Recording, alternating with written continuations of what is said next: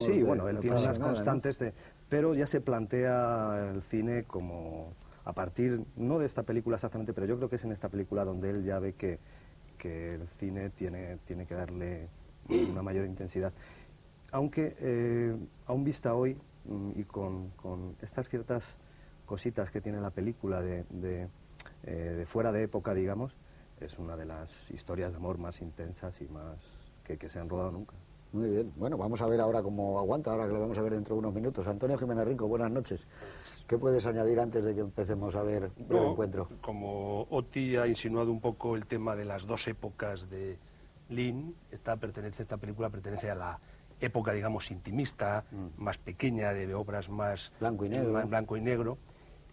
Yo creo que hay una costumbre que es creer que esta es la gran época de Lin y que luego ya se vendió al capital americano y empezó a hacer un poco superproducciones más o menos vacías. Y yo creo que no, a mí me da la sensación que por apreciar esta época no hay por qué despreciar la siguiente. Claro. A mí me parece que Lin siguió haciendo algo que son muy pocos cineastas saben hacer, que es dentro de unos proyectos absolutamente colosales, controlarlo todo y seguir haciendo un cine de una enorme intensidad emocional, aunque se llame El puente sobre el río Kwai, Pasaje a la India, La hija de Ryan o Doctor Zhivago. Y yo, para terminar y para ver la película, yo diría que realmente Breve Encuentro, que es una película hermosa, en el fondo, de casi todo, es una crónica realmente sensible y patética de una frustración. Muy bien, hombre, claro, evidentemente lo es y es muchas más cosas y ahora la van a ver ustedes. Pero digamos también que es una película que, como decía Rodríguez Marchante, fue muy bien acogida por la crítica. Los críticos de Nueva York premiaron a Celia Johnson y le dieron el mejor premio que se puede dar prácticamente a un actor, es el premio de la crítica de Nueva York. Por vez primera un director inglés fue nominado al Oscar y fue nominado con esta película David Lean, y en Cannes evidentemente ganó en el primer festival de Cannes. Y bueno, es una película donde David Lean desafía todas las reglas porque hace una historia sin grandes estrellas, eran gente del teatro, una historia que no tiene un final feliz, una historia que protagonizan gente de una edad casi madura, es decir, que fue en contra de cualquier tipo de convención. Yo creo que eso además le acompañó a lo largo de toda su carrera, aunque fueran películas colosales. Y ya vamos a ver cómo aguanta hoy, en el año 95, Breve Encuentro.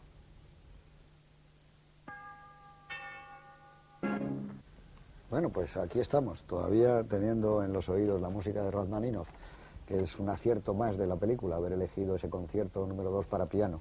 Digamos que la película es del año 1945 y que en ese año, como cosas así destacables en el mundo para centrar la película en su momento, Perón fue elegido presidente de Argentina y Ho Chi Minh presidente de Vietnam.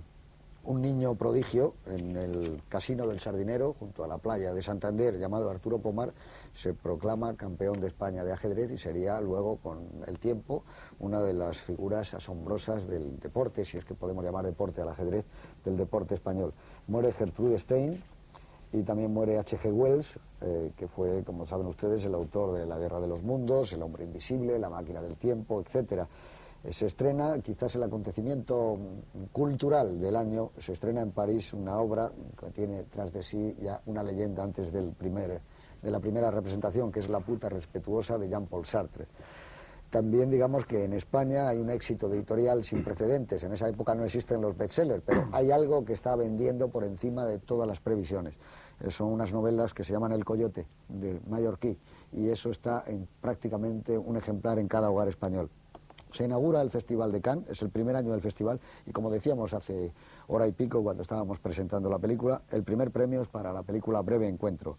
Digamos que también muere quizá uno de los más grandes músicos españoles del siglo XX, que es Falla, y también muere Marquina, y que Hermann Hesse es el premio Nobel de Literatura, el hombre que ha hecho obras que siguen aguantando muy bien el tiempo hoy día, como Demián, como Siddhartha, como El Lobo Estepario, etc. Y ya sin más vamos a hablar de Breve Encuentro. Quizá decíamos al principio lo de los trenes. Es curioso que a David Lean le ha acompañado la obsesión por los trenes. Es como si fuera el tren eléctrico que desde pequeño tenía. En un tren está una de las secuencias más vibrantes y más maravillosas de Doctor Zhivago, aquel viaje que hacen a Bariquino, ¿no? Es cruzando los Urales, tirando la paja, renovando la paja continuamente. En un tren es donde llega Catherine Hepburn en Locuras de Verano y donde se va triste porque ha perdido la historia con Rossano Bracci. En un tren se ve en Pasaje a la India como el personaje de Alec Guinness se desarrolla en un tren, bueno, está basada todo breve encuentro, pero yo creo que no hay ninguna... Bueno, en un tren es el motivo fundamental del puente sobre el río Kwai, ¿no? Hacer ese puente para que pueda pasar el ferrocarril que viene de la India. Pero sobre todo aquí creo que está concebida la película con la estructura, tú decías, Oti, como de vidas paralelas y vías paralelas. Vidas paralelas, pero que... Sí, yo creo que además los trenes o la estación de tren, incluso aquí, es un poco el tiempo, es decir, el minuto, es un poco el orden, es un poco el sitio seguro que te va a llevar al hogar, por decirlo de alguna manera. Es la salvación. Ella además, hay un momento precioso cuando él le propone, probablemente con intenciones aviesas, volver al piso, al piso este que le habían prestado, y ella está en esa duda. Hay un momento que pasa un tren por detrás, se ve, se oye, está muy presente el tren, y ella inmediatamente dice, me tengo que volver a casa. Es decir, yo creo que el tren juega aquí un poco el papel del dedo señalador para hacia dónde tienes que ir. Pero además son trenes en la noche, no es otro tipo de trenes, son casi siempre trenes en la noche rodeados de esa magia del vapor y de la carbonilla. Pero es que hay un elemento en la película que no solo es el tren, es el espacio de la estación. Porque a mí me parece que si hay un espacio que tenga una dimensión temporal, ese espacio es una estación de ferrocarril donde el tiempo condiciona la propia estructura del espacio. Entonces esta historia de amor, que evidentemente se desarrolla a ritmo de unos tiempos determinados, también en unos espacios determinados. Ellos se ven siempre y se citan en esa pequeña localidad y prácticamente en esa estación. Y esa estación está condicionada por las horas, por el reloj, por el tiempo que marcan los trenes. Esas 5:40, que es la hora, como dirán aquí, las 17:40, que es la hora en que llega el tren que coge siempre Trevor Howard, es casi una obsesión. Y todos sabemos que a los 5 minutos o 6 minutos llega el tren que la devuelve a ella a su ciudad. A mí me parece que en ese sentido es una historia de amor que está condicionada no solo por el tiempo de los momentos en que se ven, sino por el espacio en que se desarrolla, que está marcada por el tiempo también. No, y aparte hay una cosa que ha dicho Oti ahora, que a lo mejor no sabe mucha gente, que esta película es la película que le da la idea del apartamento a Billy Wilder. Eso lo ha contado él alguna vez. Sí. Él se fascinó tanto por esta película que le impresionó tanto el personaje del amigo. ¿Quién es esa persona que deja su cama y sus sábanas y su colcha para que alguien, una pareja de amantes, se metan en ella? Y luego vuelves a casa y te vuelves a meter en esas sábanas y te vuelves a abrigar, y de ahí nace la historia del tipo que deja eso para medrar, que es del apartamento. Es decir, que es una película que él siempre, David Lean siempre le había gustado mucho a Billy Wilder, pero que es una película, digamos, donde nace una de las obras maestras de la comedia de todos los tiempos, como El apartamento, ¿no? Pero hay una cosa que es muy curioso, que contaba David Lean. El tren y el cine tienen mucho que ver, evidentemente nacen casi al mismo tiempo, ¿no? Son dos máquinas muy parecidas, pero es que lo que tú ves desde la ventanilla es lo mismo que ver desde la ventanilla de la cámara, y el viajero tiene mucho que ver con el que se sienta en una butaca. Entonces está contemplado desde el punto de vista... Se la acusaba mucho de que era fría la película, pero yo no creo que sea una película fría, es una película contemplativa, si tú quieres, pero no fría, ¿no? Es que el tren, los ferrocarriles, las estaciones, es uno de los elementos más cinematográficos que hay. Yo creo que solo comparable con el fuego. Parece que el fuego es una cosa maravillosa.